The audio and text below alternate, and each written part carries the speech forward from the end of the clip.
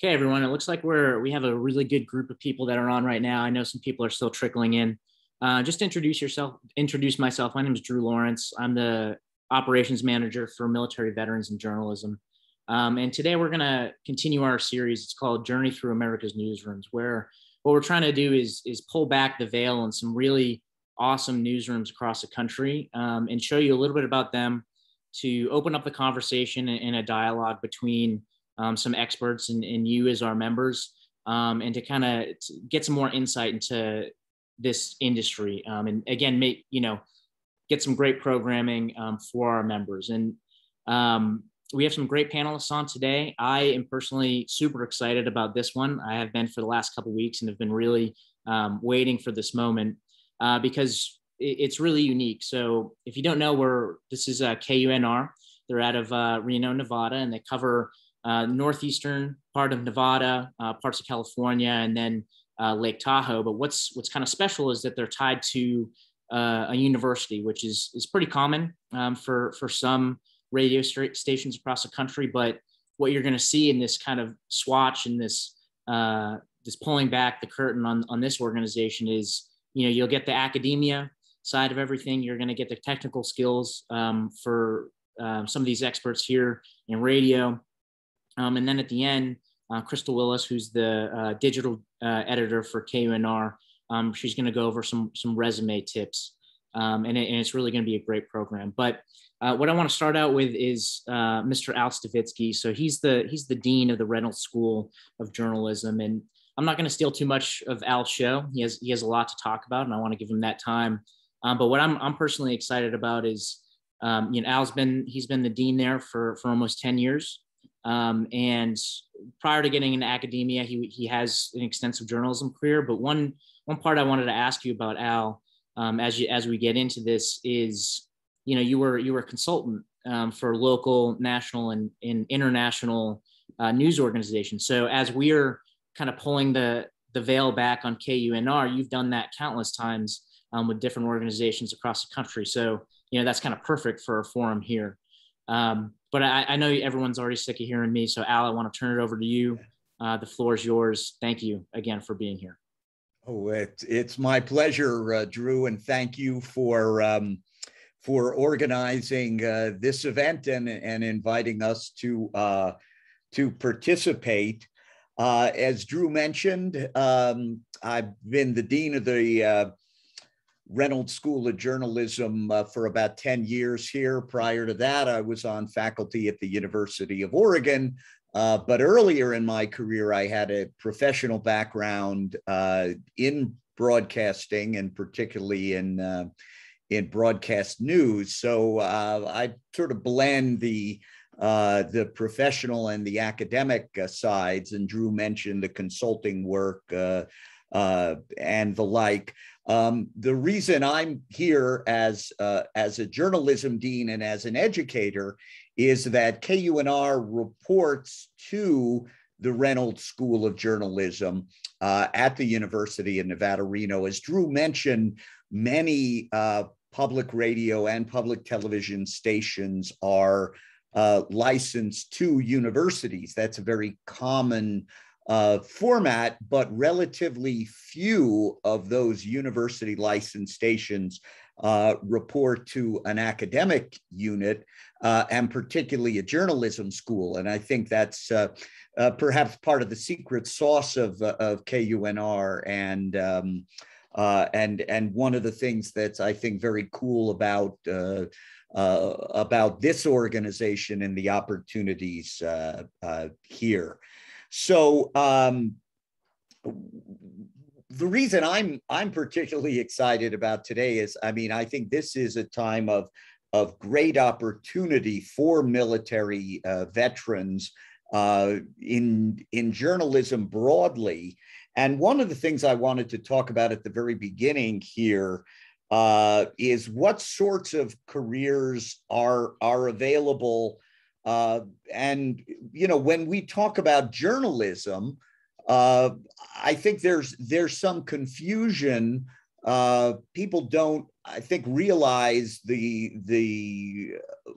wide range of careers that sort of fall under that umbrella, and that I think is both in terms of the kinds of things that you could study in journalism education and the kinds of career opportunities that are available. So that's kind of where I want to start today. Is when we talk about journalism, I think a lot of people, they may think, oh, well, journalism is about news.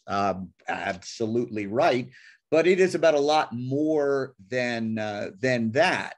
And when some people hear journalism, they may think print journalism.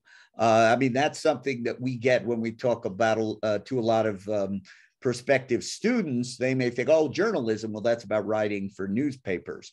And that is indeed part of it. But that, particularly today, as with all the changes in the field driven by the digital revolution, which has led, frankly, to a decline in the number of newspapers and in the number of people working in newspapers, people may think, well, that means less opportunity in journalism. And I think that is not at all the case. There's great opportunity.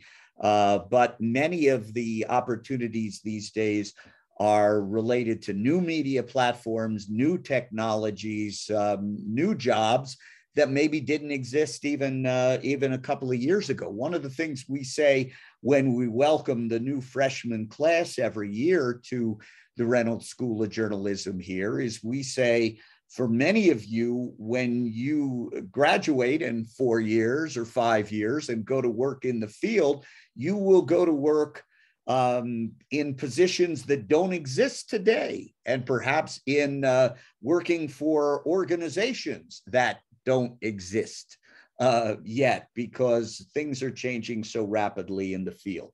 So let me sort of start with this question of, what is journalism? Well, okay, we started with news. Journalism is indeed the traditional news fields, print and broadcast in terms of radio, television, cable news. But the news fields are also involve all sorts of new digital platforms. So web-based media organizations, mobile media-based organizations. A lot of people get all their news, right here on their phones. For a lot of people, for them, journalism is podcasting, or journalism is web video. And all of that is part of what we teach in journalism education. And indeed are the opportunities in the media fields, and even at a place like KUNR. You might think, well, KUNR, it's a public radio station. Well, yes, it is. But we also have a broad range of digital offerings, which Crystal can share with you. And so we talk more broadly about KUNR as public media. So sure, there is the traditional legacy radio operation, but there's a website, and there's mobile, and there's streaming, and there is social media. So there are quite a few ways that we seek to reach audiences, and we say we want to reach audiences where they are. And if that's the traditional radio platform, well, that's great. We're very, proud of our traditional broadcast services, but we are constantly expanding the digital offerings as well. So as you think about opportunities in journalism, we want you to think very broadly beyond what we kind of refer to as legacy media, right? So print and broadcasting. And you may say, well, what's the opposite of legacy? Well, it might be native digital. And when we talk about native digital media, we're talking about media forms that never existed in the legacy space, but were developed, as a result of the internet. So the many web only broadcast services or podcast only services that people only access in the digital space. But nonetheless, that is indeed journalism. We have a program in documentary film and in filmmaking, whether you're talking about long form documentary or short form video that may be shared on social and maybe only a couple of minutes long. That to us, that sort of filmmaking, that is indeed journalism. It's a very popular way now for storytelling. Increasingly, people are using virtual reality, augmented reality as a storytelling form. And as we talk about video production and about photojournalism, well, photojournalism started as still photography, but now has expanded into video and now into VR and into AR. Again, all of this under this umbrella of career opportunities in journalism. While we're starting at the news side, journalism schools also teach public relations, advertising, nonprofit communication. Health communication is an extremely vibrant and extremely important form of journalism these days.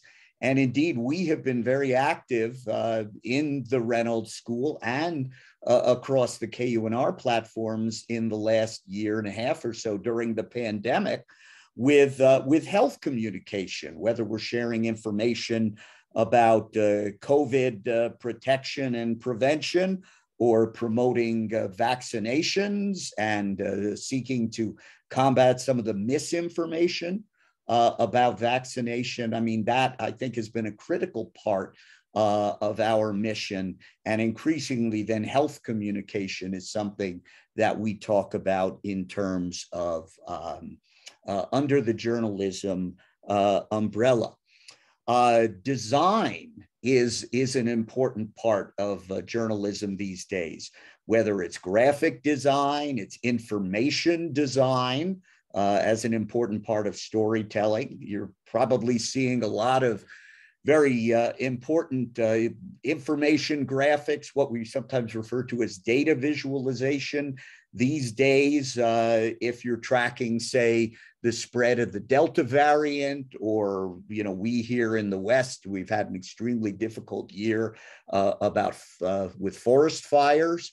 And data visualization, information graphics have been hugely important in helping people understand the spread of fires and where the COVID surges are happening these days. So that's a very important part of journalistic storytelling, and also tends to be integrated with our traditional platforms. So for instance, we might have a radio story on KUNR that gives you the basic information about the spread of the fire, or where surges are located, and then we'll say, go to our website, go to kunr.org, and you'll see, graphics that you obviously can't see on the radio, but will help to illuminate and expand on the story. So that use of our digital platforms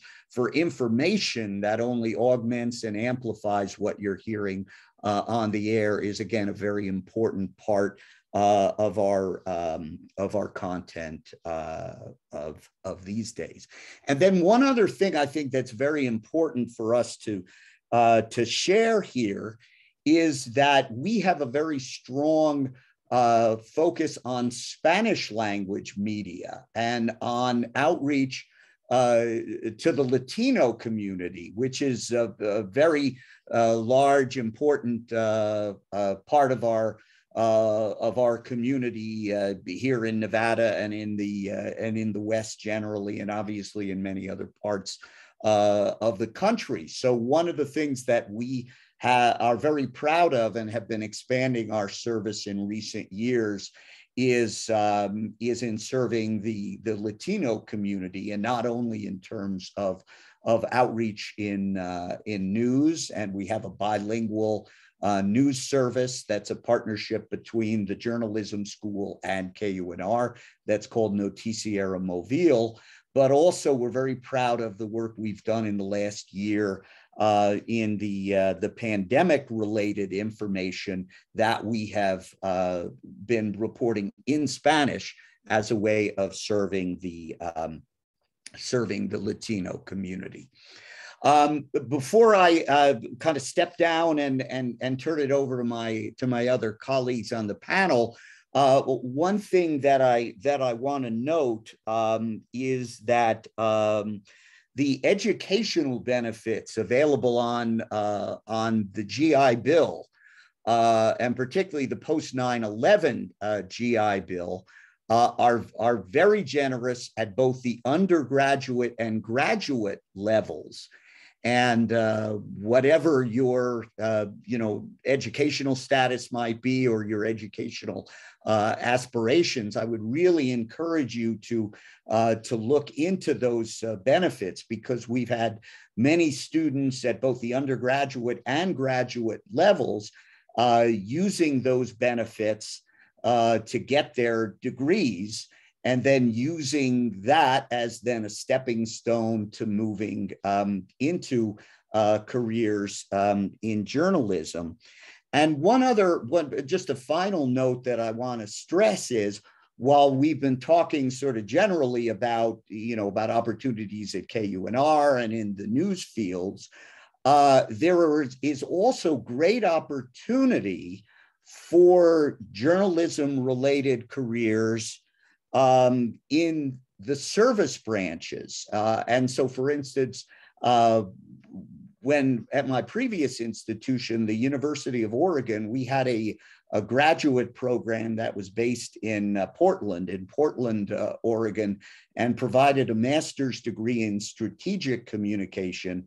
And we had a lot of students come through that program who would get their master's degrees.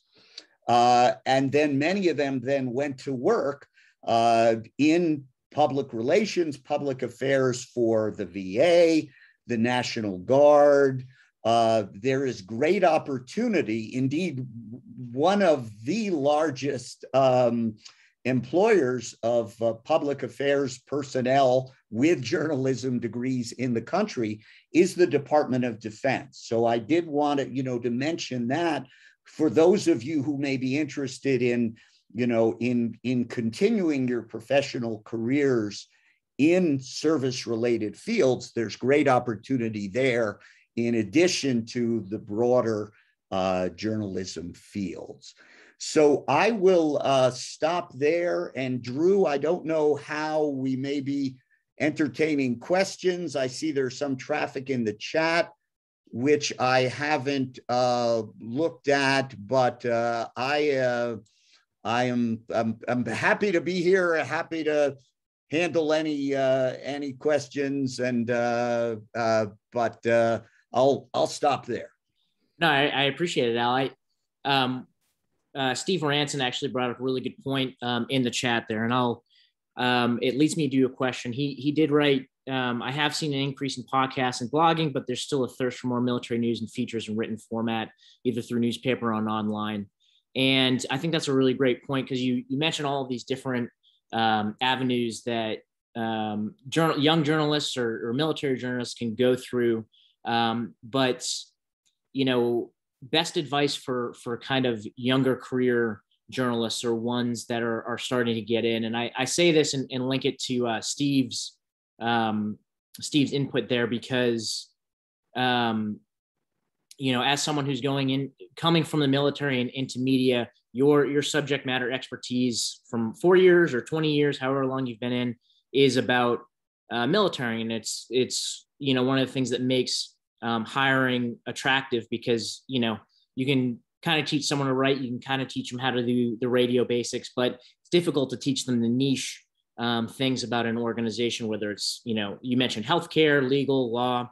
So in a roundabout way, talking about local news, how would you best advise young journalists who are coming out of the military and trying to get into that field, whether it be local or, like Steve said, on newspapers, online, written format, podcasts, et cetera, et cetera? What would be your best advice?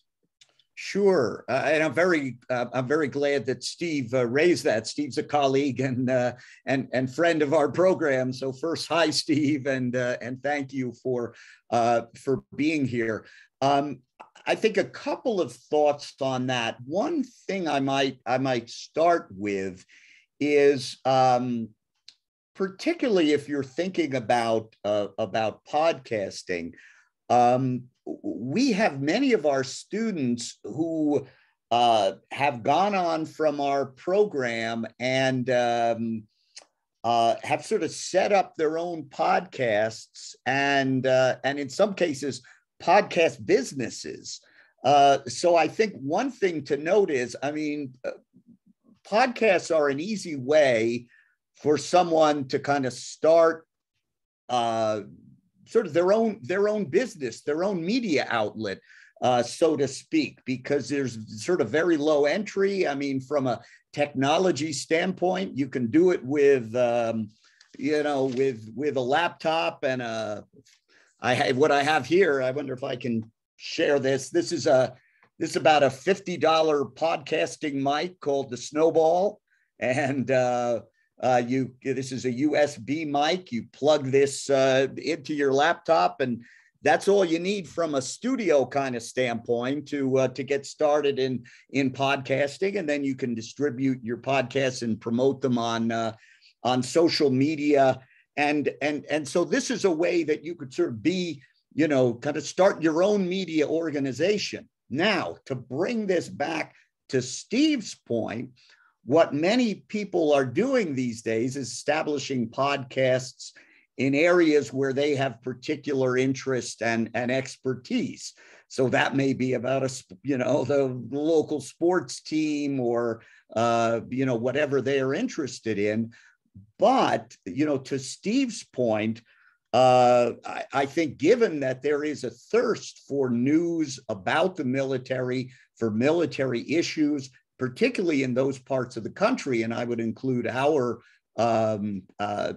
region where there are military bases and lots of current and retired military. I think there's a thirst for that information, and for someone then to step in and develop podcasts that really meet that demand. I think that's a great way to get started. And also then to kind of build the portfolio then as you're, say, seeking a job at a professional media outlet by saying, I have this expertise and this audience in military affairs, and going to, a newsroom, whether it's KUNR or local newspapers or television stations, and saying, look, there's great interest in our community for this sort of news. And, I've already established an expertise on this, hire me or help share my podcast content and the like. So I think that's a great way to sort of marry the interest and the ease of starting a podcast with that imperative of military news. I appreciate that answer, Al. We do have a couple other questions in the chat here, and I'm going to unmute one person here. Karen, can you can you hear me? Yep, we can hear you. Go ahead and ask your question. I don't know if you can see me or not because I can't see myself. But hi, y'all. I totally co-sign what you just said, Al, about podcasting. There's a big difference between podcasting for journalism and podcasting for commerce. I think that's a really important distinction. If you're looking to grow an audience of your own or develop your personal brand, that's definitely a great way to do it, but it's also a magnificent way to enter into this. So my question is on the flip side of the other one. I'm a little bit of a dinosaur. So I've been around for a long time. I'm a bit older. And I am looking to re-enter the workforce and actually find some gigs, find some opportunities within news organizations, but my age has been a factor. It seems that I'm almost 50. I know I look 27. I'll keep that, but I'm almost 50. But I do have a lot of skill, and I have a lot that I can bring to the table and contribute. But there's been a bit of difficulty positioning myself as an asset to an organization versus being independent, because I've been independent for so long.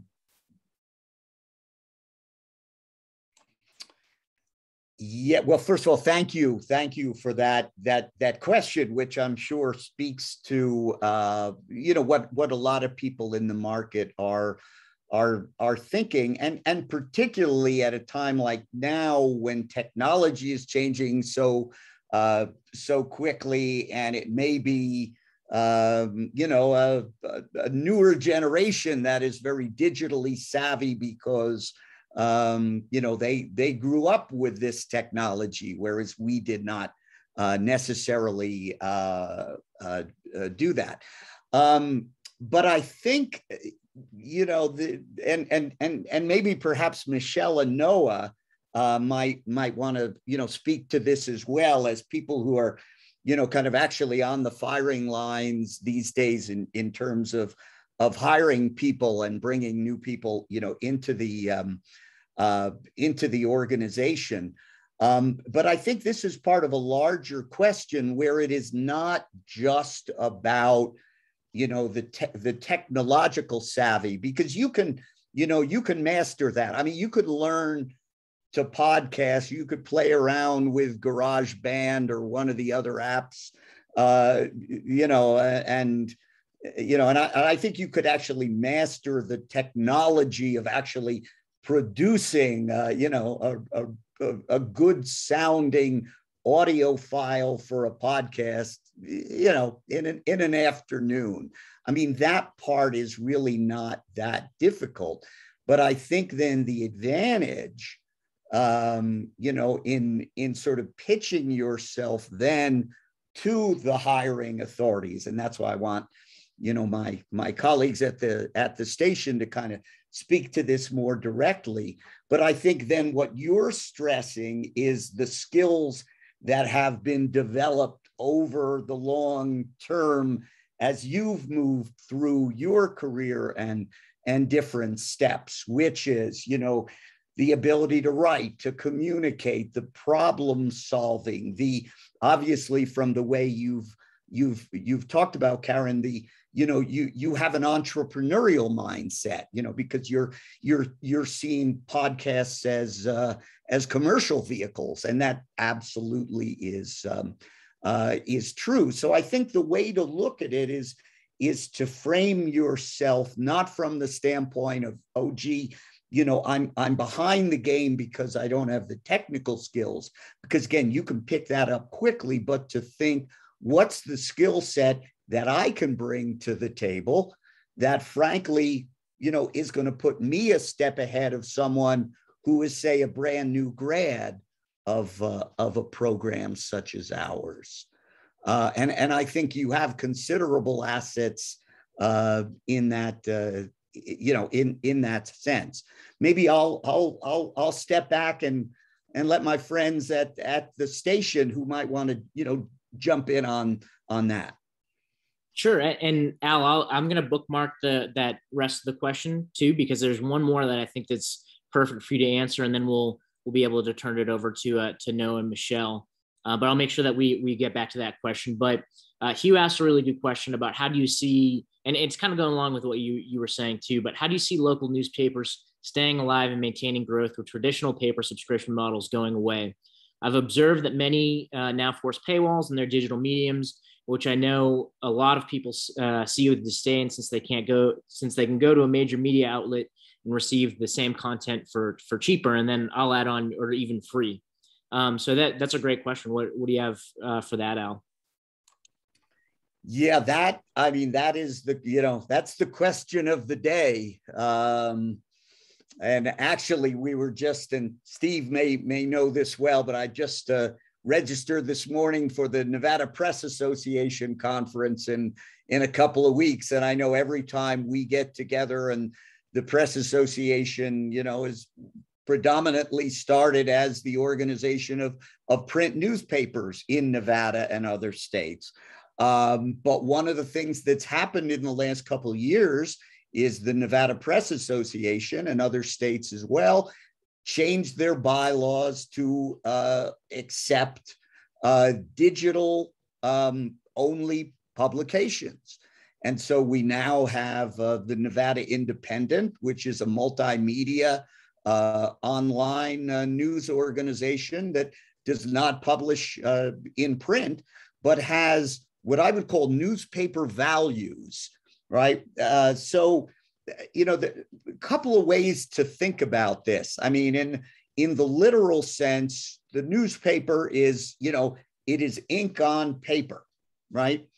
But when we think about newspaper values, you think about, what a newspaper is about is accountability journalism, what we talk about, holding the powerful accountable, investigative reporting, using public records, and what we call verification journalism.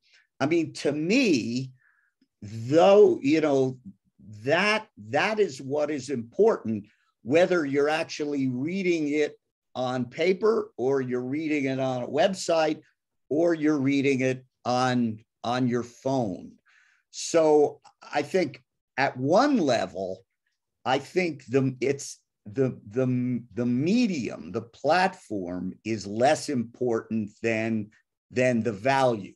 Now, that is sort of an idealistic thing to say, because in practice, the reason that newspapers are struggling today is that the ways that newspapers used to make a ton of money, classified ads, those big sections you would see in the Sunday paper for real estate and for automobiles, those have all disappeared. The classifieds went to Craigslist, and the home ads went to Zillow, and the car ads went to cars.com, and, the job ads went to monster.com and indeed.com and the like. So the challenge has been, and Hugh mentioned in his note, about paywalls, and that is where, that's where the experimentation, and frankly, a lot of the concern these days is,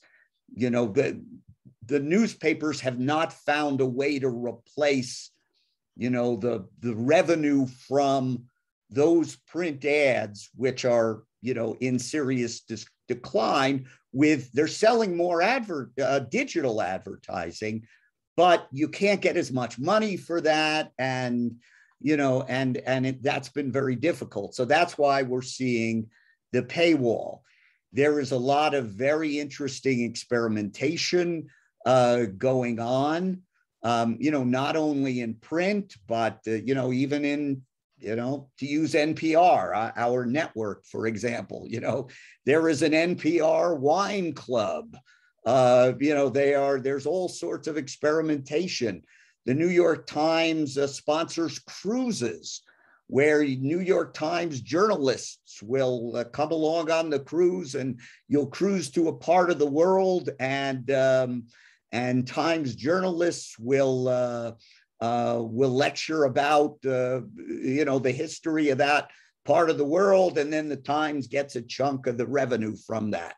I know we subscribe to the New York Times puzzle app, and and understand that a lot of the growth that media organizations like the Times are getting are from things like the puzzles and events and wine club and things like that. So there was a lot of experimentation going on. Now, to Hugh's note, that's the New York Times, that's NPR. It's harder if you are, the the Reno Gazette Journal or a small newspaper in a community. Now, curiously, a lot of the weekly newspapers are not struggling as much as the dailies in small cities, because if you're in a small community, maybe, people still put an ad in for that apartment or that job or that used car. And they don't tend to go to Craigslist as much, in rural Nevada or Zillow in those small communities. So there's a lot of experimentation going on.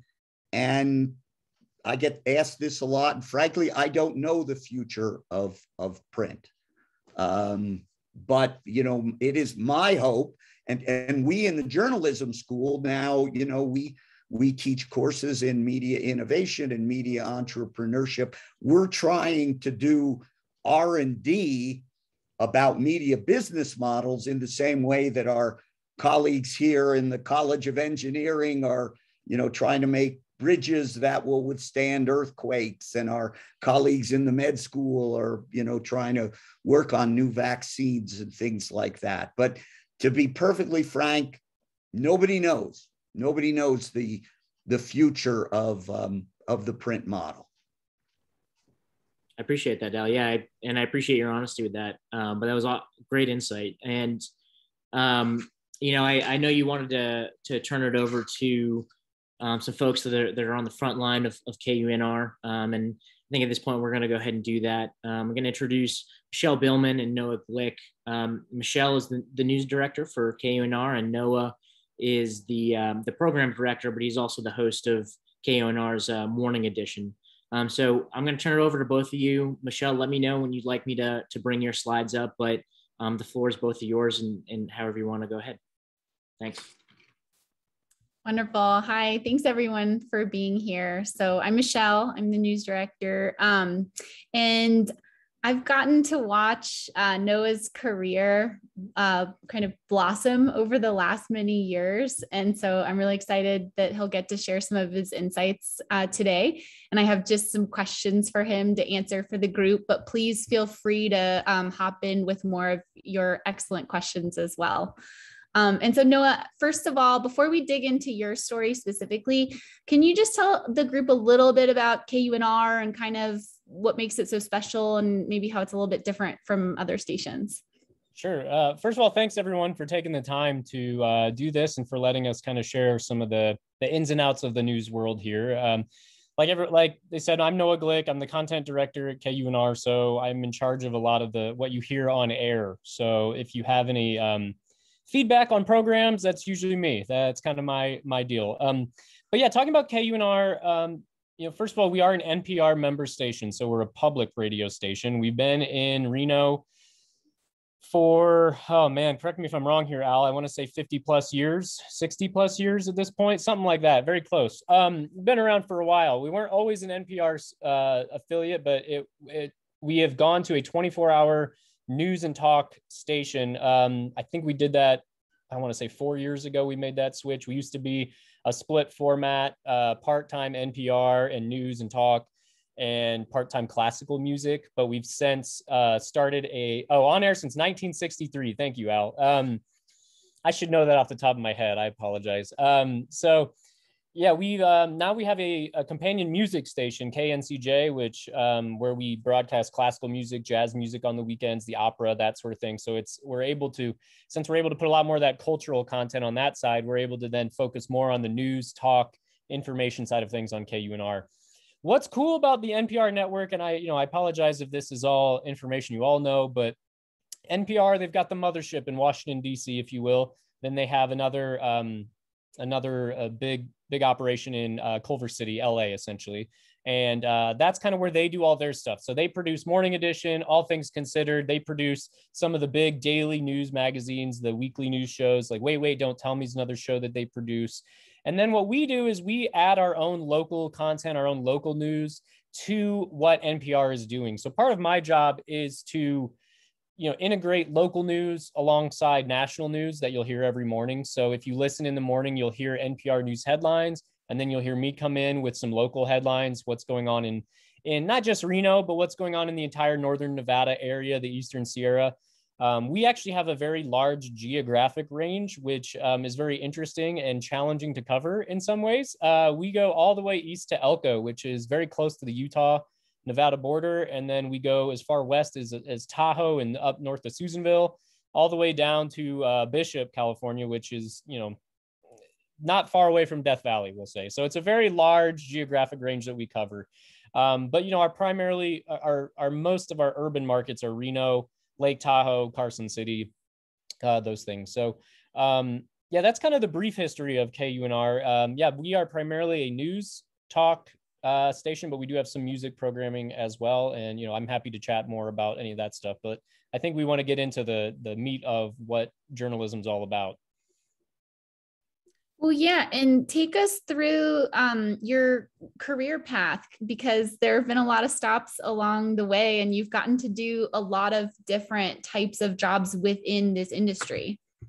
Yeah, and I want to point out too, I'm really glad that Al brought this up, that J schools don't just teach journalism specifically, but also there's strategic communications, advertising, PR, that sort of thing. So there are options in terms of what you might be interested in studying or pursuing. Because I actually started in the advertising route. I thought advertising is where I wanted to be. So I studied that primarily. I went into the ad world and I realized it wasn't a good fit for me personally. So I made a change, decided I wanted to use some of my journalism chops that I did learn at the J school that I went to. And I reached out to KUNR and said, hey, I'm interested in getting into public radio. What can I do? And I actually started as a volunteer. To kind of go to your point earlier, Karen, or your question earlier, what are some ways to set yourself apart? I don't know what your situation is, but if you're able to volunteer, do any sort of informational interviews, if you're able to just show up and show your worth for a little bit of time, 5 hours a week, whatever you can do, that helps get your foot in the door. And that's what I did. I had no experience in public radio up to that point, but I had a journalism degree and a desire to learn. So I showed up. And, with Michelle's guidance, I was able to learn, like we've said, learning the technical side of things, learning how to write news stories. It's different than writing other forms of copy, and, getting those skills really honed in. And then, I just kind of stuck around. That's sort of my stories. I stuck around, was able to snag a part-time job when one opened up.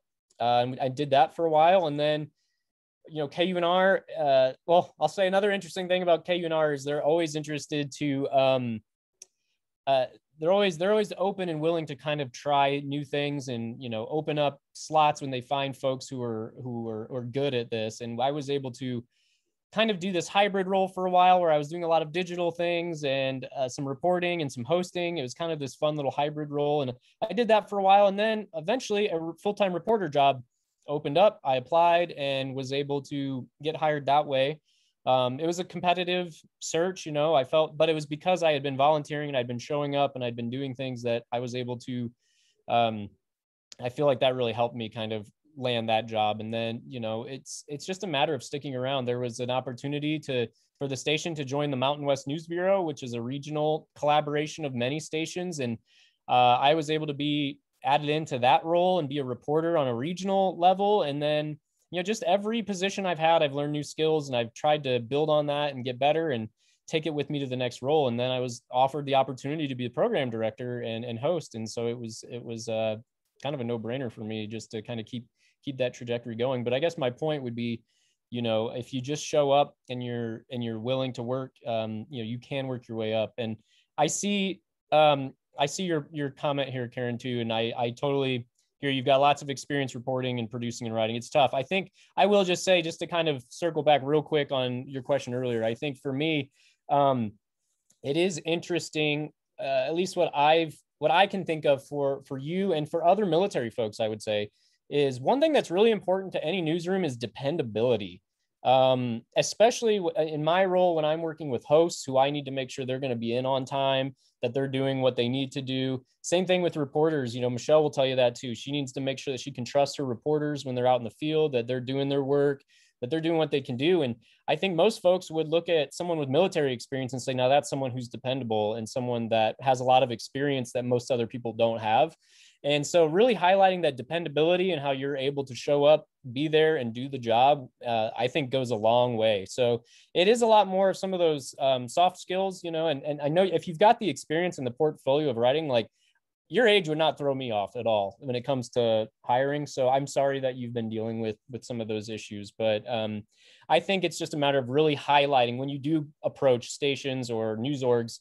I would just say, just kind of make that as part of your overall sales pitch, is how dependable you are, how much you can be counted on, and give examples of how you've done that in the past. And to your question about weighing on military experience, I don't think you need to weigh on it heavily, but just that's another experience, just like any other job you've had. Well, in my experience with the military, you have to be dependable, otherwise you face consequences. And I just think it's just another point to add.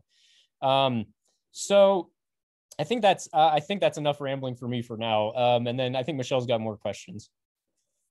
Yes. Can you just take us through some of the rewards and challenges of being a journalist? It's a little different from some other 9-to-5s, and it's not always easy, but they're also really, great victories as well. It's funny you say they're not like the normal 9-to-5s, because mine's more of a 4-to-1. So that's interesting. No, I love journalism, so I'm going to be very biased in this answer. I just think that journalism offers such an important role in our world. As Al was saying earlier, we're holding the powerful accountable in a lot of ways, and really it's just by asking questions. And so for me, I find a lot of the rewards in journalism for me comes after the fact, after I've filed a story and people have heard it, and I get comments from folks that say something like, I never thought of this before, or I never considered that perspective, or I didn't know this was an issue. Those are kinds of those are the kinds of things that give me life. I think, I'm probably not the only one who thinks this way, but sometimes when you're working day to day and you're busy working on a story and you file it away, it kind of just goes out into the ether and you forget all about it and forget, you're off to the next thing. And so sometimes you forget that, we have a big impact on people in a lot of ways. And so that to me is a lot of the reward from journalism. Now, with rewards comes challenges, however, though, too. I think anyone would, any journalist will tell you the last year and a half of pandemics and, all of this has been tough to report. I would say right now, though, I'm someone who's fine with remote work. I didn't struggle too much with that, but I will say one of the biggest challenges for me over the last, let's say few years has been just a kind of a shift of disdain toward the press in a lot of ways, where a lot of folks have become distrustful of media, and just trying to navigate some of that. So, I think the best thing we can do is just always, let folks know that we are interested in the truth. We don't have an agenda. I like to tell people if they say that, they don't believe what I'm saying, I just like to say, well, I want to hear your side. So, those are for me, the biggest rewards come when I know that the work I've done has made a difference.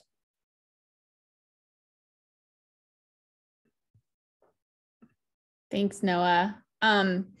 So you've pretty recently made some hires for broadcast positions for hosts. As a hiring manager, I know you touched on this a little bit, but what are some of the qualities and experiences that you're looking for? Yeah, that's a great question. Like I said before, dependability is one of the top things for me. Just making sure that I can trust you. And so I think that goes a long way, especially in news and broadcast, is just knowing that people are going to be where they say they're going to be. That's big. But aside from that, I do think collaboration is huge.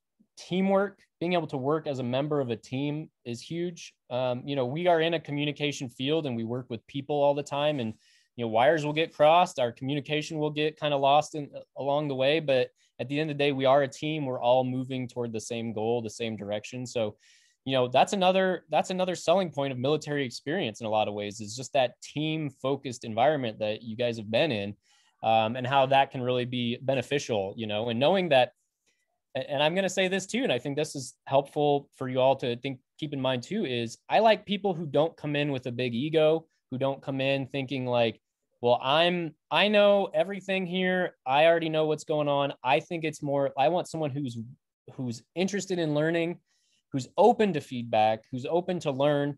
But I'm also the same way. I'm also open to feedback. And so if someone comes in and says like, hey, I don't think that's the best way to do that, I have this other idea, it's like, well, let's try it. So I think it's all collaboration. So for me, I don't look at it as much of like, well, I'm in charge and therefore it's not the chain of command as much as you might be used to, but definitely that teamwork and that camaraderie and that collaboration is very important. Drew, and I see a question from Tim here. Yeah, so Tim was asking about, Tim Leonard, yeah, he is asking about a morning briefing podcast that we started recently. So yeah, so what we've started doing is essentially at KUNR, like I said, we mix in our local news content alongside national news content. And one of the challenges we have had in the past is, well, how can we get more of maybe our short form, really quick headline focused content? How can we get that out to more people who may not be tuning into the radio? Because there for a long time, that's really the only place that we had that content is, you hear the newscast at 4:04 p.m. And if you didn't hear it, you may not catch that content. Not everything would go to the website because it's just the resources, it would be too lengthy. So what we decided to do is we actually started a podcast. It's a 5-minute or less podcast called KUNR Today. Every morning while I'm hosting, I grab the top stories of the day. I record a separate audio file that's 5 minutes or less, and then we upload that to 2 different places. Actually, it's on our website. So every day we create a web post that says KUNR Today, and then just a headline of some of the headlines. You can click in that. You get about 5 stories or so, and then you can actually listen to it. Or if you subscribe to KUNR Public Radio, our podcast feed, you'll just get those automatically in your feed. Or we actually also upload to the NPR One app, which is an app that NPR developed. And basically the way that would work then is you would hear the NPR newscast and then you would hear ours. So the reason we did that was really just to get that content out for more folks. And it's shareable then, so people can share it with their friends, can get the information out. And we do offer daily content that's slightly different than some of the other outlets. So I do think it was a really, that was just one strategic way that we looked into how can we get more of our content out to more people. I hope that answered your question, Tim.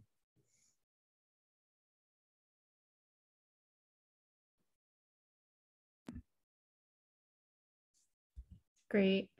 Yeah, and I think for Noah, this is my last question for you. I mean, do you have any other advice for aspiring journalists or maybe people who want to be more on the hosting side as well? But just anything you didn't touch on yet?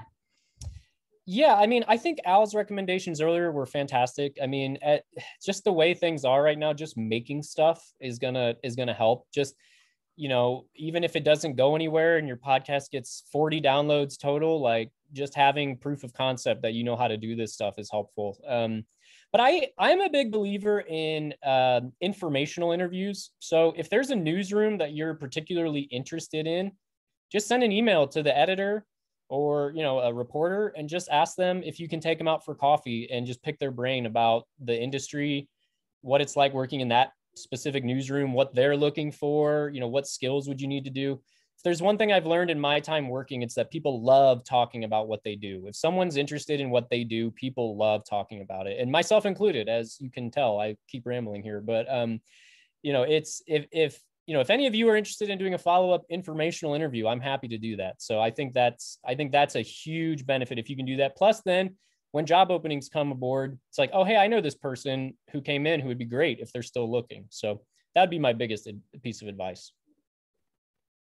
And then I'm open for questions from anyone else.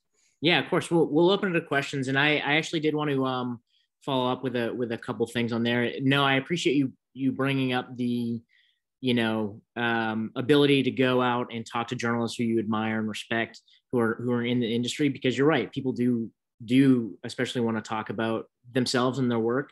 And the worst that they can say is no, or you don't get an answer back. And that's okay too. There are plenty of other people out there who are willing to talk. And as a journalist, you have to be ready for people to say no or to ignore your request. Exactly. Yeah. Yeah, exactly. Yeah. It's conditioning too.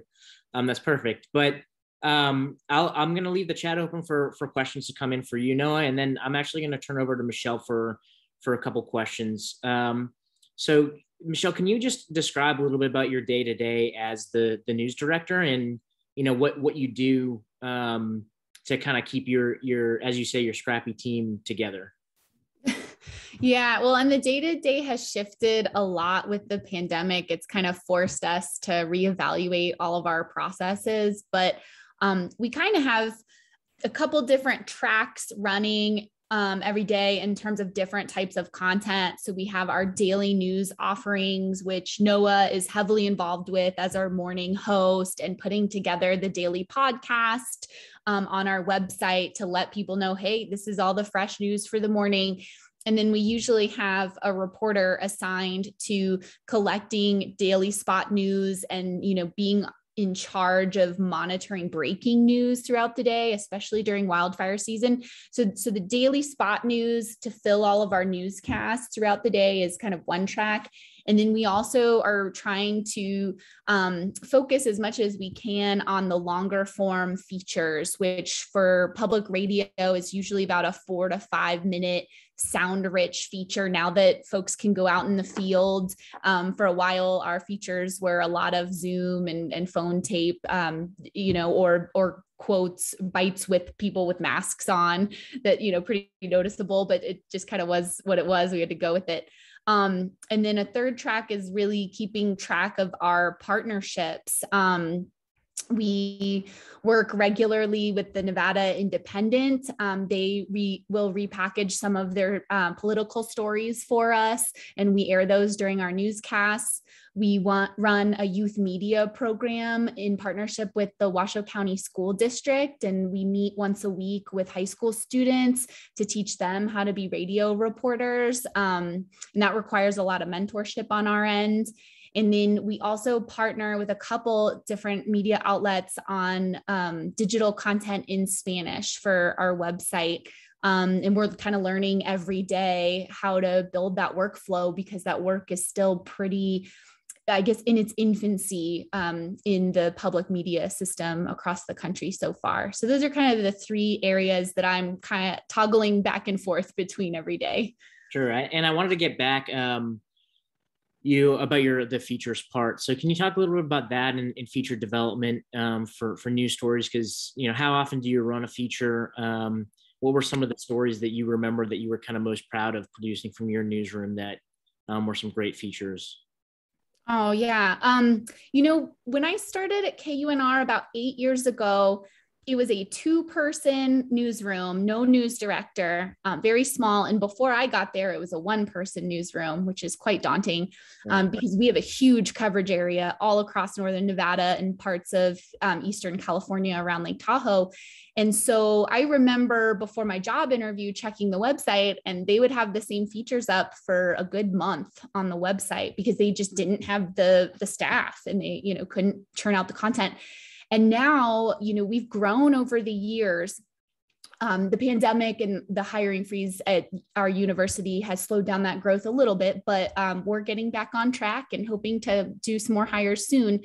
But I think from week to week, it varies a little bit, but I would say at least 3 to 4 long form pieces a week that air. But some weeks it's more like 7 or 8. And those are a combination of features, interviews with local newsmakers, and then we do what we call debriefs, where one of our hosts, often Noah, will interview one of our staff members about current events or a specific story that they worked on. So the volume's gone up pretty tremendously over time. And then Noah also mentioned that we're part of the Mountain West News Bureau, and that's a collaborative of several stations across our region. And so we get access to the reporting of like 6 other stations, so we can air those features as well. Thanks. And then, I'll just mention a recent feature, one that I edited today. Our reporter, Lucia Starbuck, she's a Report for America reporter hosted in our newsroom. She went to Susanville, California yesterday because there are a couple hundred evacuees from the Dixie Fire staying at the local community college. And when she went out there, we had kind of envisioned and done some brainstorming about what she might get, assuming that it would be stories from evacuees. And then when she got there, the evacuation site managers told her that national media had come through the site and had basically exploited a lot of the people who are in this darkest time of their life. They've lost their property or their livestock or their pets, and they're really struggling. And so she was not granted access to the evacuees, and she was sort of given this unethical opportunity to kind of go in there when someone wasn't paying attention to try and collect sound. And she, called me and said, I didn't want to do that. I didn't feel like that was right. So I'm not bringing you back what we thought I was going to get, but here is what I'm bringing back. And she ended up and I was so thankful for her choice, right? Like, we don't want to do any harm. There's no point in getting footage of people that are, suffering and don't want to be interviewed by the media. And so instead, she interviewed the president of the community college, a volunteer with the Salvation Army, I think, or maybe the Red Cross, who was cooking meals for firefighters, and then a firefighter who was sleeping in the math and science building of the college. And the story, it's going to air tomorrow, so I'll definitely send you a link. Yeah, for sure.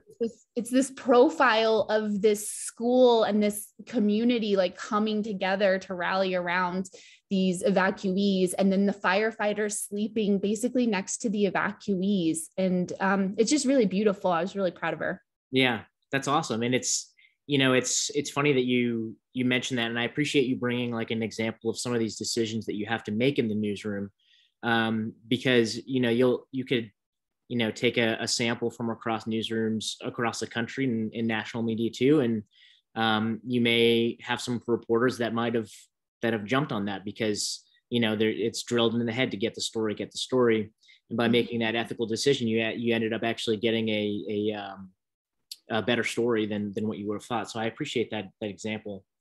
I did want to bring up a question from Steve. It says, Michelle, do you accept any submissions from freelancers who are getting their feet wet in the business? So at the moment, I don't have a freelancer budget, but we do hire part-timers. And sometimes we are able to utilize part-timers within the university system as more freelancers on a part-time basis. And Steve, it sounds like you're local. So I was going to see, and it sounds like you have experience at KUNR. So we should just chat separately after this to talk through possible coverage opportunities. So the financing for it is it's a little bit different because we're inside of the university bureaucracy for how they set it up. Because I would love to have a freelancer budget, but there are ways that we can make it work. It's just sort of a different setup. No, that's great. And Steve, I just unmuted you if you want to hop in and just to respond to Michelle. No, the reason I asked her about freelancers is because with the newspaper, we get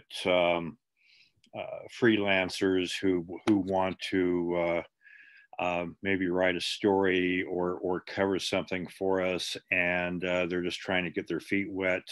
That's on the print side. With KUNR, my question to Michelle is, are there freelancers out there who, even if they don't want pay, they just want the experience? Do you encounter that, and do you try and work with those people?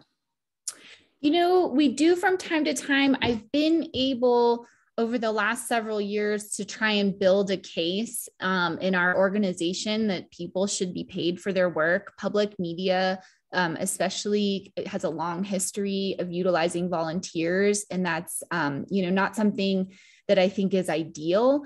But there is kind of this space where people need clips in order to get their job. Mm-hmm. So we do from time to time work with volunteers to kind of get that going until I can hopefully, find a way to pay them, which is actually exactly what happened with Noah.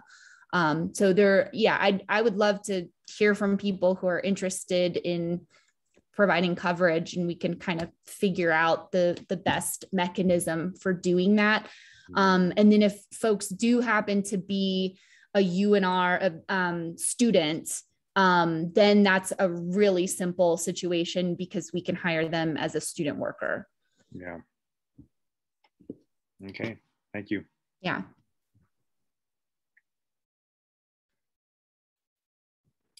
Okay, so Michelle, do you have anything else that you want to tell the group? I actually, one other question, just because, you asked Noah too, but just general advice to, this demographic that you're talking about, military veterans in journalism, regardless of where they're at their career.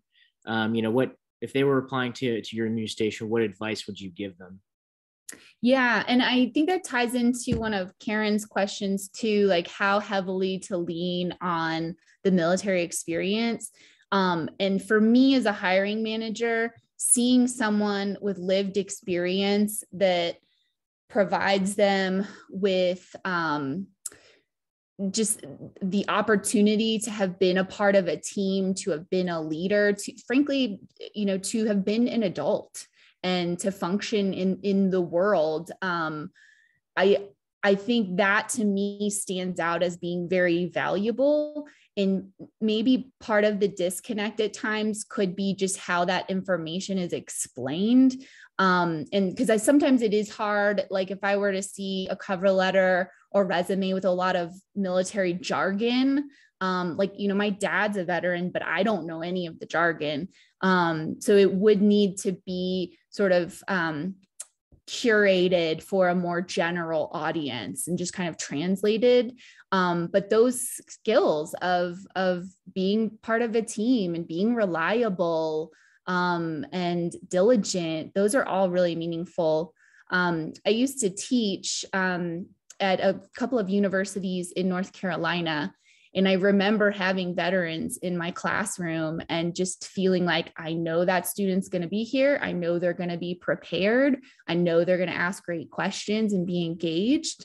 So I think finding ways to tell your story and that some of those also like softer skills that you bring to the table that do make great leaders and great employees, that can be more important than the journalism skills, because like you said, Drew, you can teach the audio, you can teach, the voicing, that kind of thing.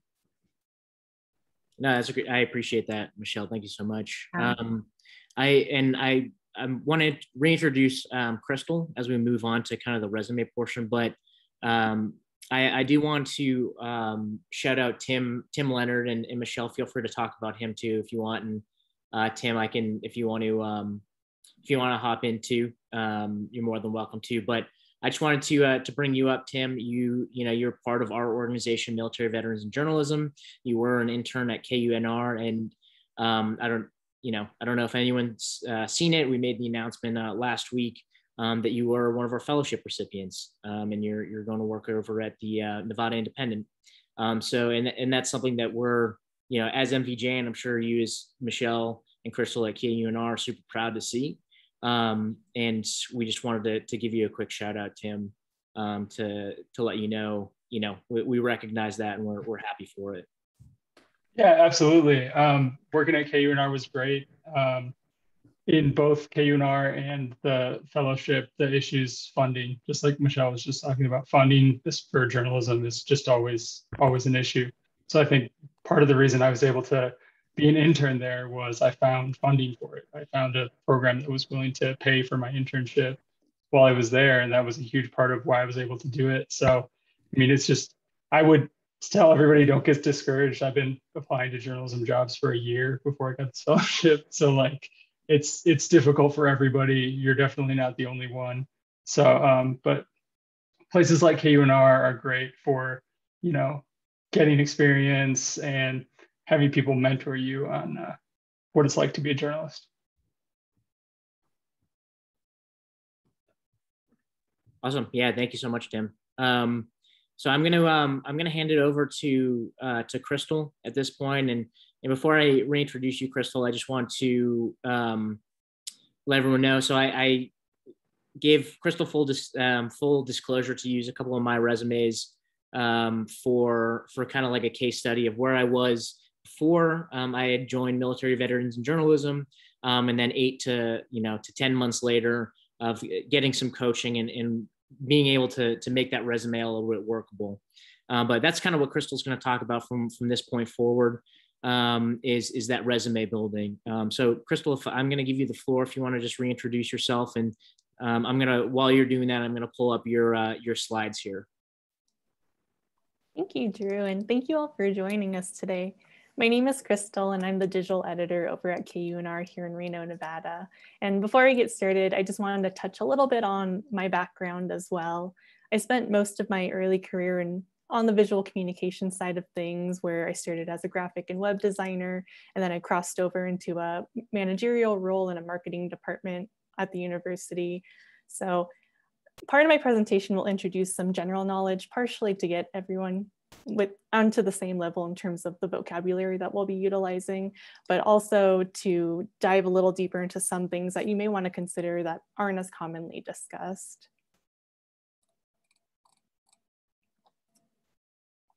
So moving ahead beyond the introduction, since this will reiterate a bit about what I had just chatted, getting started, we're going to just cross into a couple of definitions and how I utilize both resumes and cover letters moving forward. And I also want to provide the context that a lot of this information is based on my personal experience.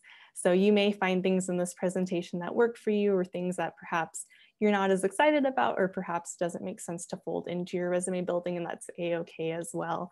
I think the ultimate goal is to look through what's being presented today and identify areas that perhaps you can make incremental change toward.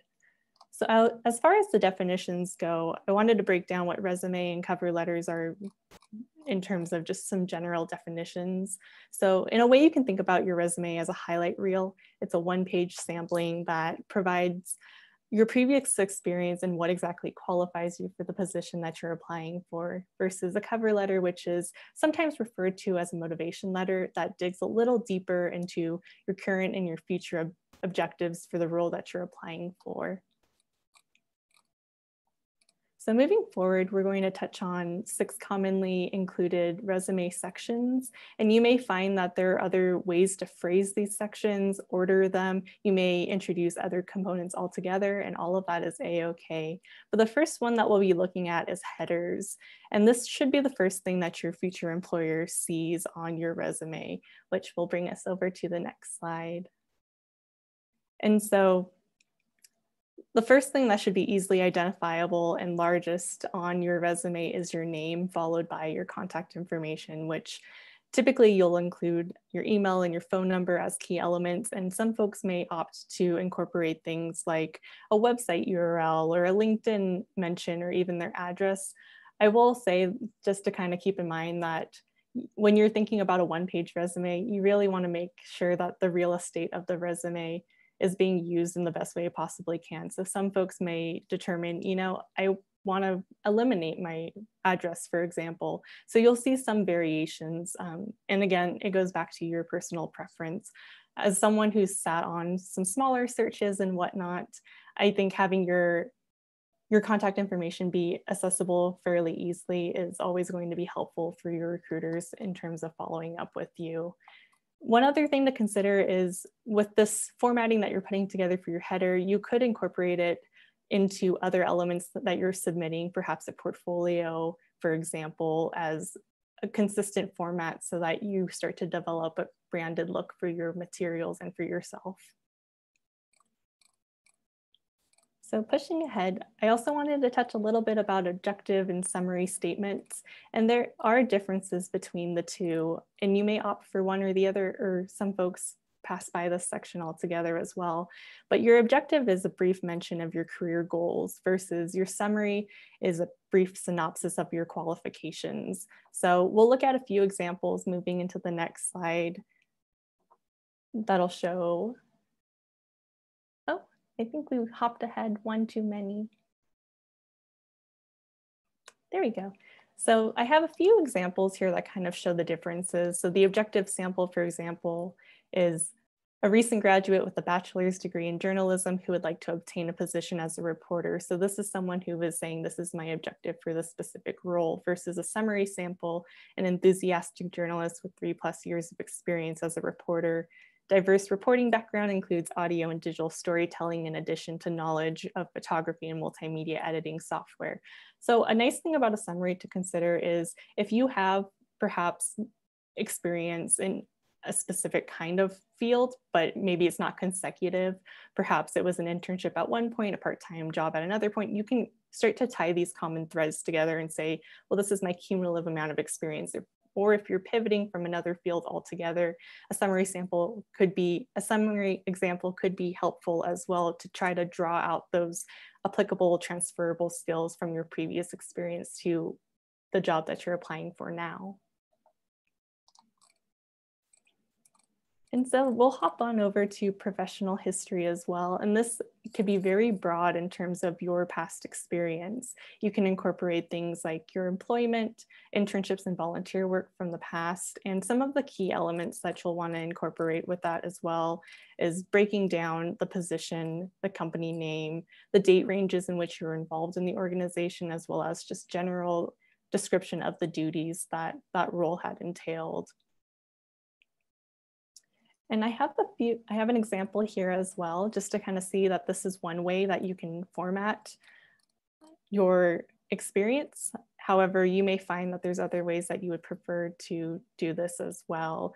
One thing I highly recommend folks do, especially when they're elaborating on their previous experience, is to run your content past someone, whether it's a friend, a family member, a colleague, just to see if they can understand what exactly did you do in this previous role. I think being the person that creates your resume, you know your experience the best. So to be able to confirm with someone else that they're able to understand the information in your past experience is especially helpful, considering there may be keywords that maybe your past employment or areas that you've worked for have certain ways that they utilize terminology, or they have acronyms.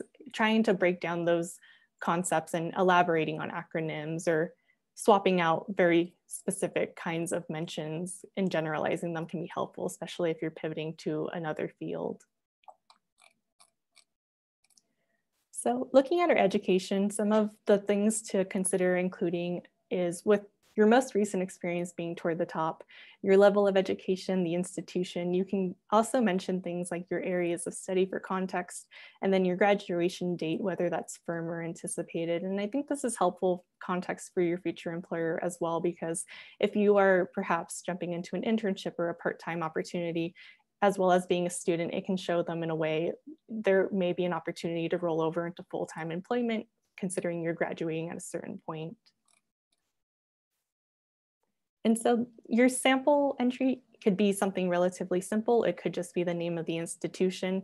In this case, we had omitted the Reno and the Nevada mentions in terms of location because it's repetitive with the headline, or repetitive with the institution name, I should say.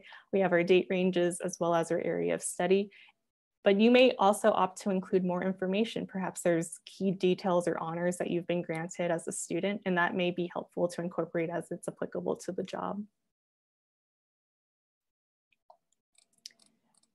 So I also wanted to touch a little bit about measurable and hard skills, and I think we may have hopped ahead just one too many slides. Thank you. So with measurable and hard skills, if there are technical skills in particular that you want to highlight, whether it's you just want to create a very clean table of these are the things that I am proficient in, or perhaps there's just skills that don't necessarily translate to your previous work experience, but you have experience with, you could create a dedicated skills section. So moving ahead into our next slide, I have a pretty simple example of how you could format this, and you could utilize incorporating different kinds of mediums that you've worked with. You can also incorporate perhaps learned skill sets. I think the goal with these mentions is that in a sense they should be measurable, so that if you were to say I am proficient in audio recording and editing, that's something that your future employer can understand. Okay, I can expect this skill set to be something that they bring to the table. And then lastly, I wanted to touch a little bit on achievements and awards. You can incorporate these mentions throughout your resume, but you can also create a dedicated section if it makes sense to. So perhaps you had a gap in employment, but you have this achievement that was a longer term project. You could incorporate that and elaborate on it in a dedicated section with a couple of things in mind, being the name of the award and providing additional context about the award if that would be helpful for the individual reviewing your resume. Mentioning any sort of award levels, perhaps it was a local or a regional award for context, and then the dates it was received. And again, this format, going to our next slide, can be relatively simple. It could be a list that provides some applicable awards or achievements related to the role that you're applying for. But you could also nest these mentions throughout your resume as you see fit. Perhaps this award would be labeled under a key achievement under the education mention of the institution. So we'll change gears just a little bit and dig deeper into some of the formatting things to consider along the way. So one thing I highly recommend folks to think about when they're starting off with their resumes is to identify what will they have access to in terms of software for the long term. I think back to when I was graduating, I had built my resume with a program that I had available at the university that I was attending, and then going off into post-graduation, I did not have access to that platform any longer. So thinking about perhaps software that you have long-term access to is helpful so that you're able to very easily get back into your file, adjust things as your experience changes or as you apply for specific roles. The next thing to kind of think about as well as consistency with your resume. So I suggest folks trying to be intentional with the formatting that you select, whether it's a color scheme, font, indentations, or styles throughout. Consistency is something that a hiring manager will appreciate in terms of if they need to quickly skim your resume, they can get to details very quickly. I also encourage folks to think about, I believe this is moving into our next slide, color and contrast as well. And this is for a variety of reasons. Perhaps you've submitted your materials and someone goes to print it out and it prints in black and white. Is your resume still legible if you had incorporated any sort of color into it?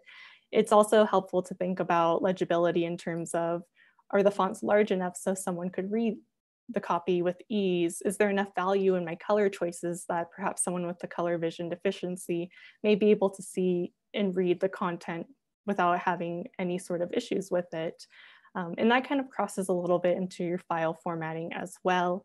So if your file is layered, meaning I can copy and paste details from the document, assistive technology may be able to access the document more conveniently versus flat files like an image is not accessible unless you provide some sort of alternate text, which oftentimes isn't prompted in your file uploads onto job search platforms. Another thing to consider too is that if you're applying for a job at a larger organization, for example, or a broader institution, there may be AI crawling your application materials looking for specific keywords to kind of calculate in a way the percentage of your experience and how that relates to the job you're applying for. So those are just a few things to think about in terms of the file formatting. And with the file naming conventions too, I think it's helpful for your search board to be able to quickly access your material. So having a consistent naming convention, whether it's your first name, last name, the name of the job, as well as what the material is, whether it's a resume or a cover letter, will be helpful for your search committee to quickly look through your materials. And then a few other things just to kind of keep in mind as well is the interactive aspect of submitting resumes, especially if you're submitting them virtually. You know, some things that you kind of dabble with and experiment with that perhaps maybe not in the past were as easily accessible is considering hyperlinking some of your content. So if you have a mention of your website or a mention of a way to contact you, whether it's email or phone number, someone perhaps could click on a link and be able to automatically go to where you're directing them. And the last thing I want to really encourage folks to think about is making the time to have a final review, whether it's you walking away for 5 minutes, coming back to your content with fresh eyes, or perhaps passing your resume or any other application materials to a colleague, a friend, or a family member to see, is there anything that they're catching that perhaps having looked at your own document for so long, could be adjusted. A couple of things that I encourage is running your spell check as well. And if you have any of your material specifically targeted to an organization or a hiring manager, that their name or the organization's name is correct, so that there aren't any mix-ups in terms of addressing the wrong person or organization.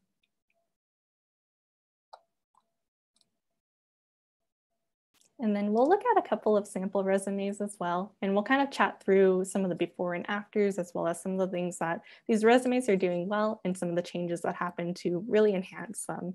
So when I first looked at this resume example, some of the things that I appreciated were the fact that the headlines are a consistent format in terms of sections.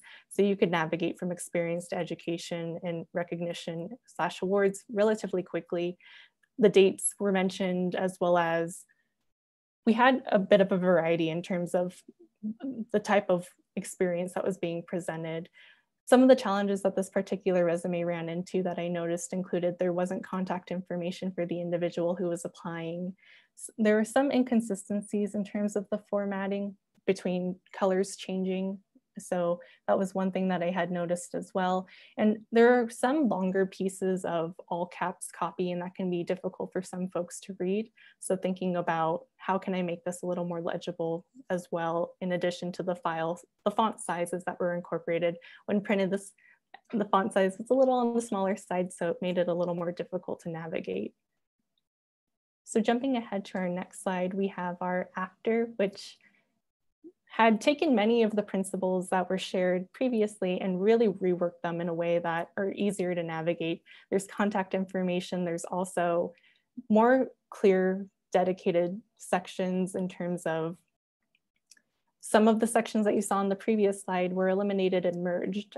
So we've eliminated between the two. There's no longer an award section because some of those words are specifically mentioned throughout the other pieces of experience, which also made room for the skills to be incorporated, which was a list of some of those hard technical skills that could be picked up on, as well as a quick synopsis.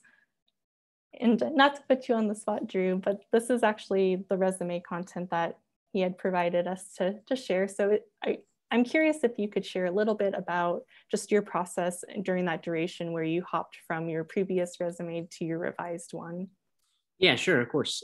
So I hope you don't mind going forward just to the comparison, but like I had said, the one on the left was, both of these are mine. The one on the left was prior to getting any coaching on resumes. I took, while I didn't know Crystal at the time, I had applied to a lot of the advice that she's giving now about making sure that you run these by, resume professionals, you give it to friends, family, that type of thing, especially on the format part of it. So the one on the right is extremely simplistic. And I know, Crystal, you're going to get to kind of like that tertiary level of resume building where it's a little bit, even, a little bit better looking. But one of the things that I kind of want to talk about here is the language in both of these two. So on the left, it's very like Michelle had mentioned, verbiage heavy, even in the, some of the stuff that's not military with,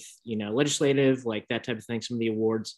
The audience that you're giving your resume to is, I thought of it as someone who obviously has never met me, but I have no idea what they're about either. So explaining it to someone who maybe has no contextual basis what, the Army was, or even what, some of the things that I had done at Planet Forward, that type of thing.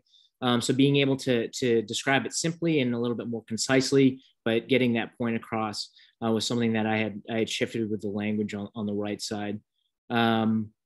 And yeah, that was kind of, Crystal, you hit it all about the way that these two kind of shifted, and really like simplifying it in terms of like how people read it and view it, because if I now, knowing what a good or a decent resume looks like, saw the one on the left, I probably wouldn't give it a twice look because of how jumbled and difficult to read it was. But the one on the right's a lot easier to read and a little bit more aesthetic. So do you have any other questions, Crystal, or before I move on to the kind of like the third tier that you've put together for resume building? No, I think you hit the nail right on the head, especially with the mention of, I had noticed as well some of the language that you had incorporated in your first resume, the way you had redeveloped it for the second version of it. It was clear to be able to see what exactly your role was, and it was presented in a way that was more broadly understood. So certainly appreciate that, especially on the end of receiving content like this. Yeah, of course. Hopefully it helps someone so you don't have to go through the resume rejection that I did. So, but anyway, back to you, Crystal. Yeah, so we have one other example, and this is an example that came from someone who previously moved through our student internship programs here at the station. And they had presented us with this resume, Michelle and I, and had shared it because this is where they're at in the process and they were looking for feedback. How could they update it? And a couple of things that we had noticed very early on, looking at this and considering some of the points that we had previously chatted about, the text that's used for the sections is the same as the content within them. So it's a little difficult to navigate through.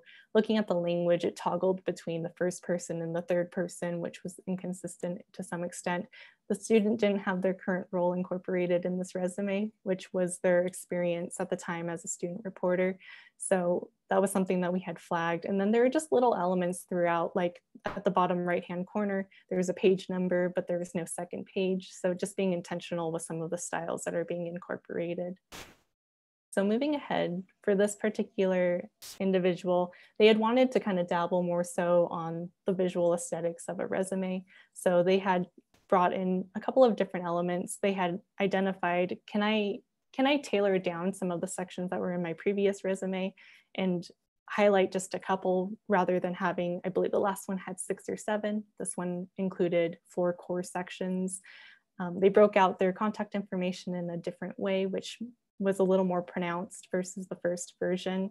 And going to our next page, you can kind of see the side-by-side progression where they made some intentional omissions of information that perhaps wasn't as applicable, especially with the addition of their most recent experience.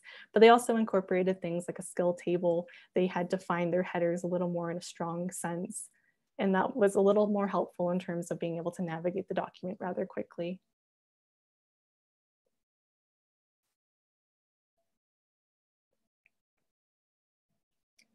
And I believe that'll do it for this section. And Steve, I'm glad that you bring up this point about job applications shouldn't be embellished. Something that I recommend folks to think, especially if you're changing language on your resume, to make sure that however you're adjusting the language or your experience, that is truthful to your experience as well. So if you're changing perhaps the name of a role or some area of your experience because there is very specific language utilized, just make sure that you can speak to those changes as well. And Steve, if you want to hop in to kind of talk a little bit more about that, what you put in the chat, because I think it's super important if you want to tell a little bit more about that story. Okay. It's basically an honesty type of thing. If you're going to stretch the truth on your experience and then you're hired for a particular job and you can't do it, it's wasting my time and probably wasting the applicant's time. And I've had several of these. I mentioned sports, but being in a military town, I have hired spouses of military personnel who have been stationed at either Top Gun or Naval Air Station Fallon. And believe it or not, the spouses are pretty savvy with military. I know we've talked about military people, but I'm going to add something in there. You might be hiring or working with a military spouse who turns out to be pretty knowledgeable. But like I said, the one person I mentioned was a sports person. Said he had covered a lot of sports and basketball, for example. I used as an example, and He didn't know what, a jump ball was, and I thought that was kind of unusual. The first time that he wrote a softball story, it was, a passed ball. He called it a dirt ball, and I'm thinking, you don't really know what you're talking about. But it's very important for the honesty, because I was tolerant. I worked with him, but there are employers who will say, I don't have the time to work with you. So we kind of go with that. But I also wanted to get in, like I did too, that we talk about the military person, but the spouses are out there too, especially at duty stations, and we need to keep them in mind too. No, that's a really great point, Steve. I appreciate that. Crystal, do you have anything else that you wanted to go over for resumes?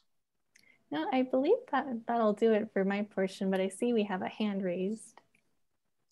Let's see. Do you see who raised it? I'm not seeing that in the chat. Oh, I see. Yep.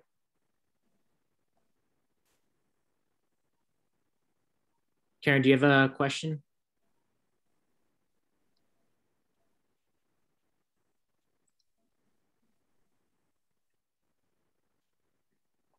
Okay, there we go. Can you hear me now? Yep, I got you. Okay, great. Because I was talking to myself for a whole 60 seconds.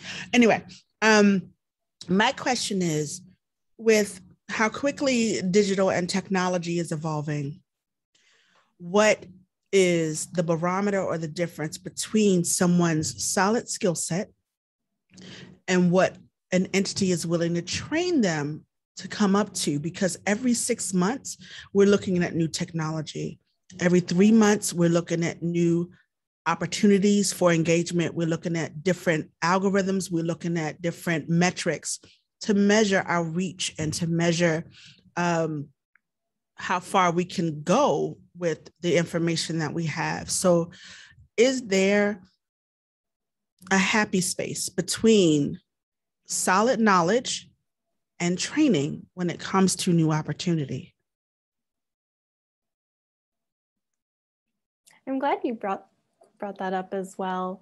One thing that, especially when you're talking about like digital, for example, and how quickly it evolves, I think having those core understandings of, well, perhaps this is the concept of the platform, or perhaps this is how you would go about approaching the platform that you're looking at in particular. All of that context is very helpful, because perhaps you have experience working with one type of website and then you apply for a role that utilizes another. Those principles will translate over. So having that curiosity of how do things work and do I have a basic comprehension of these things is very valuable, because there will always be some element of training that happens when you enter a new organization. They'll have their programs that they like to utilize or that they've used for years, or perhaps they have a direction of technology that in particular they want to push toward. I believe there, at least from my experience, especially at KUNR, there's always going to be that time period where some sort of training is expected to get you up and running and onboarded. Thank you. Awesome. Yeah, thank you so much for your question. I'm going to leave it open for a couple seconds as we're closing out here, if anyone wants to put any last minute questions in the chat. But Michelle, Crystal, thank you so much for being a part of this today. It was really awesome. Do you have any last minute things that you want to add? Advice, as you know, the best clips always come in the last couple seconds in the interview. So. I think one thing I encourage folks to circle back to is really think about your resume as being that highlight reel. And if you have the opportunity to write a cover letter, I think that is an absolute wonderful place to really flourish in terms of sharing your intent for the role, perhaps elaborating on some of those soft skills that perhaps don't necessarily translate as well in resume writing, as just to give a more holistic view of your experience as well as your intentions with the position that you're applying for. I think I also want to just mention the value of lived experience and feeling comfortable owning that. And I think I'm hopeful that with the spotlight nationally being on the importance of diversity, equity, and inclusion, that folks will feel more comfortable talking about their lived experience, especially in their resumes and cover letters, to make that a little bit more clear. One example I can think of, it wasn't a military veteran, but one of the best feature reporters I ever hired, had very limited journalism experience before she came to KUNR. And the thing about her cover letter that just, nailed it for me is that she told this story about being a stay-at-home mom. She'd been out of the workforce for like a decade, and she really vividly broke down how that made her the perfect employee for a small station like KUNR, because she'd be able to, manage lots of projects all at once with a lot of distraction going on. She'd be able to meet tight deadlines because, she's got hungry kids at home to feed, or there's a toddler tantruming or whatever. And then she also talked about her experience as a cancer survivor. And I was reading this cover letter crying, I need to hire this woman immediately. And again, she didn't really have all the hard skills yet, but she told me a story and made me care about her and made me want to work with her.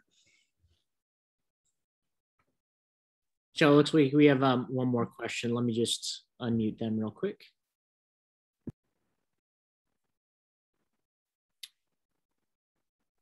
All right, you're good. Hey guys, it's me again. So Michelle, according to what you were just saying, I have to be frank with you. I will be frank with you all.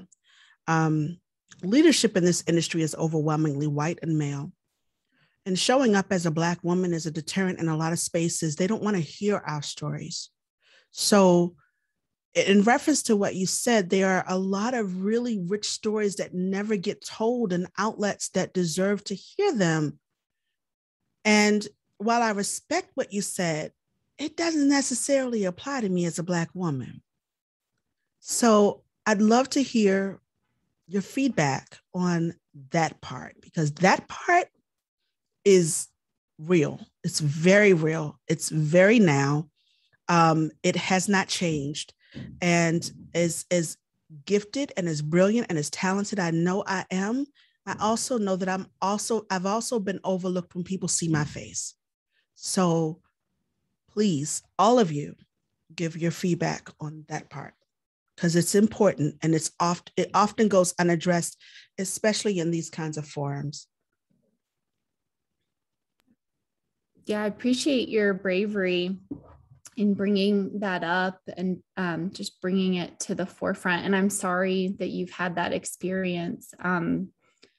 I think that really speaks to a lot of the challenges that our industry is facing right now, and why, a lot of outlets aren't doing well, because they haven't cultivated new diverse audiences, and why they're not producing content that matters to a large swath of our nation, frankly. So I am really sorry to hear that that's been your experience. And I know it's an easy thing to say versus having to live that, I'm sure you want to find an employer in a workspace that is inclusive and that values you, both as a human being and your lived experience, along with the combination of all your work skills and your hard skills that you bring to the table. But that's a hard thing to, talk about when, if you feel like you're being overlooked for job opportunities. So, if providing details about your lived experience, if that doesn't feel comfortable, you have to do what serves you best and what works for you best. And so that could be advice that, maybe is too rose tinted and doesn't apply to certain, underserved, misrepresented populations. So I'm sorry if that advice was maybe too simple. I'd love to hear thoughts from Crystal and Drew on, like ways to maybe combat that? So I think, and I can't speak to all experiences, but it is an interesting point that is brought up, because it was one that we've discussed in the MVJ community, because there's organizations that are looking to hire diverse populations, whether it's a diversity in ethnicity or gender or experience, which is what MVJ specializes in, is the experience of being a veteran. And what you come across with that is a sort of tokenism, where programs are made for the purpose of having programs, and there's not a lot of they often fall flat, and I think that's what is kind of a deterrent for a lot of people to either continue to apply or to go against some of the barriers that they're going for, because there've been there's people that just want to say like, hey, we just hire veterans, but then you have this great community of within MVJ of that's very diverse, whether both in experience, you have people who've been in for 4 years or 20 years who are from all parts of the country, all walks of life, and then you pull up these resumes that we had just gone over, and you say, hey, actually these, well, they are veterans, and do you have this characteristic that is attributable to them? They're great journalists as well, and it's something that I think if we're looking for solutions, organizations like MVJ, the National Association of Hispanic Journalists, National Association of Black Journalists, those advocacy groups that can put programs together and actually keep people who are hiring accountable in terms of like, hey, this is kind of like the solution that we're looking for. So those are just my brief thoughts on it. Crystal, I don't know if you had anything that you wanted to put in. No, I certainly echo what you had shared about there being different community groups and whatnot for particular areas or particular lived experiences, race, equity, and whatnot. I think exploring those options are always helpful as well, because in a way you could look for mentorship through those organizations for context. I think circling back to what Noah had earlier said as well about scheduling types of just interviews with individuals who work in organizations is helpful as well to understand work cultures and what exactly those organizations are also doing moving forward toward more DEI focused workplaces if they hadn't previously been focused in those areas, to understand where they are in their growth and perhaps to gather that area of interest and knowledge as well. No, that's awesome. I appreciate it. Crystal and Michelle, again, thank you so much for being part. And then please let Noah and Al, tell them thank you too. I don't know if I got to thank them for being part of this. This is a great program that we're trying to do, kind of, again, peeling back the curtain on some of these organizations and then building that dialogue, which we've seen plenty of today. And hopefully it helps both sides. I do want to just plug a couple things first. Michelle, I know there were a couple job opportunities in the future that are happening for KUNR. I know they're not quite solidified, but this group of people that we have here, obviously they're interested in KUNR and radio, or else they wouldn't be here. So if you want to take a moment, talk about some of those opportunities, or just kind of leave it as like, hey, they still need to be fleshed out, that's fine too. Yeah, we are trying to actively, rebuild our newsroom after a pretty tough period with the pandemic and just losing some staffing. So we are, hoping to hire part-time and full-time reporters in the near future, as well as we do hire a lot of student reporters for our newsroom as well.